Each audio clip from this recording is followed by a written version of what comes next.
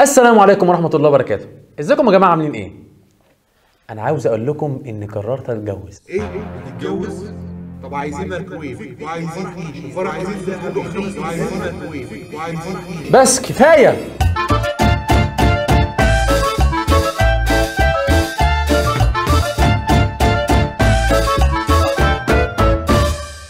هو احنا ليه يا جماعه بنعمل في نفسنا كده؟ ليه عشان نتجوز لازم قايمه طويله عريضه، لازم مهر كبير، لازم نفرش شقه 4 اوض وسفره طويله عريضه، مع ان احنا 2 بس اللي هنعيش ولسه في بدايه حياتنا، والله اعلم اذا كان ربنا هيرزقنا بعيال ولا لا. ليه بنتكلف في كل حاجه؟ عندك في الارياف مثلا بيشترطوا على العريس ان العفش يتحمل وتكون العربيه مليانه، وان عدد العربيات يكون ما بين 20 ل 30 عربيه، وتتنقل العربيات على انغام الموسيقى. ليه يا جدعان؟ انا مش هفرش معرض موبيليا، ده بيت عادي على فكره. وبعدين ايه كميه الفضايح دي؟ ده يا اخي الرسول صلى الله عليه وسلم قال: استعينوا على قضاء حوائجكم بالكتمان فان كل ذي نعمه محسود. والمثل برضه بيقول لك: داري على شمعتك تقيد. انت عارف ان دلوقتي نسبه كبيره من الاهالي بتدخل السجون عشان خاطر جهاز بنتهم او ابنهم، اللي هي القضايا المعروفه اعلاميا باسم قضيه الغارمات. الاهالي بتضطر تاخد قروض عشان تشتري جهاز للعروسه، والقروض دي فوائدها بتوصل من 22 ل 25%، وده طبعا بيكون صعب على الاهالي اللي حالها مش ميسور ان هي تسدده. ده غير ان في جرائم قتل بدات تحصل في الفتره الاخيره بسبب خناقات ما بين اهالي العروسين على القايمه. انت متخيل فكره ان كل حاجه لازم تتكلف ليها التكاليف العاليه قوي دي؟ بتصعب امور الجواز. متخيلين انكم بالطريقه دي بتساعدوا في نشر الفحش والرذيله في المجتمع؟ ايوه طبعا. ما لما كل شاب صغير لسه في بدايه حياته يجي يفكر يتجوز ويلاقي كل الصعوبات دي قدامه، المفروض هيعمل ايه؟ يصبر بقى 30 40 سنه لحد ما يكون نفسه ويروح يتقدم وهو شاب محترم عنده 120 سنه،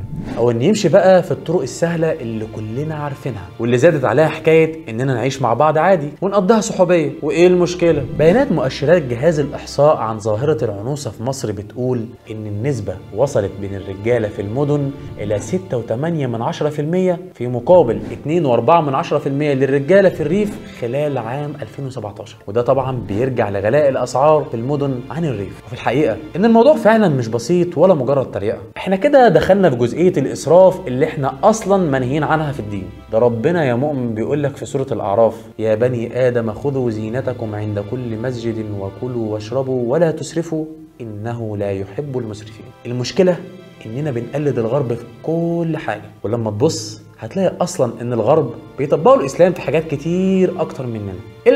الاجانب لما بيجي يتجوزوا بياخدوا شقه صغيره اسمها استوديو، يعني بتكون اوضه وصاله وحمام ومطبخ، ودي حاجه طبيعيه لفردين عايشين في بيت واحد. بيجيبوا ترابيزه صغيره على قد فردين يحطوها في المطبخ وياكلوا عليها عادي وبيعيشوا عادي ويبقوا مبسوطين على فكره. لكن ازاي نقلل ونجيب بس على قد احتياجاتنا من الجهاز والاكل؟ لا معقوله اجيب لبنتي جهاز اقل من سميره بنت اختي، او اعمل لها فرح صغير او كاتب كتاب بس؟ لا طبعا. انتوا عايزين الناس تاكل وشنا ولا ايه؟ وده اللي بيوضح لنا بشكل مباشر جدا احنا ليه بنجيب جهاز مبالغ فيه كده وبنعمل فرح ضخم قوي وبوفيه مفتوح. لاننا اصلا بنعمل كل ده عشان خاطر ايه؟